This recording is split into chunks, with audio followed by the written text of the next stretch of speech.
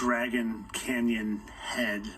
It's just a coincidence. Just like it's a coincidence that a snake tongue perfectly goes through the logo and that the head of a snake or serpent, that old dragon, lines up perfectly with that one. And again, that's just pareidolia too. We definitely don't walk upon dragons, and there's definitely not a firmament, even though these guys sure claim to know there is. And someone on the maps probably just drew that in for funsies.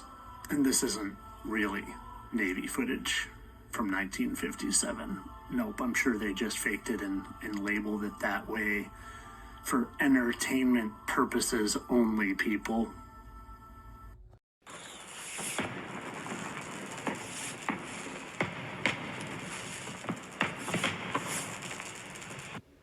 Extends to the East Coast. Here's Florida down here. Now I want to show you one more thing, and I want you to keep in mind, I am a believer in Scripture and in the Bible, and I found this book at a bookstore in my local town, and I want to show you something that it shows. Now keep in mind, this is a book on commentary of the Bible, and it talks about the Babylonian account of creation, talking about what creation said from these tablets that they supposedly found. Now bear with me as I try to read this.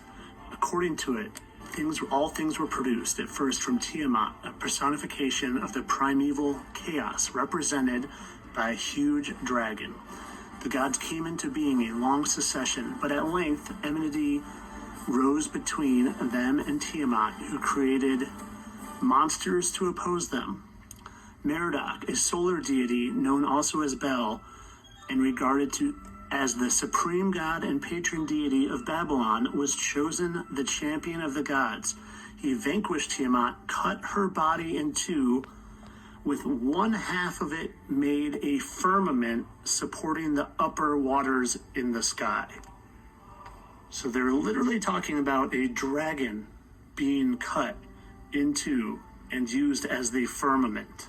The firmament that all Freemasons and flat earthers and biblical cosmologists know exists. The firmament that stretches down to the ground. The firmament that is now frozen, but used to look much, much different, with a dragon's head right there, right there, right there. Now, if you think some of this talk about we walk upon dragons and there being pre-Earth before the Bible is crazy, I really encourage you to go check this book out.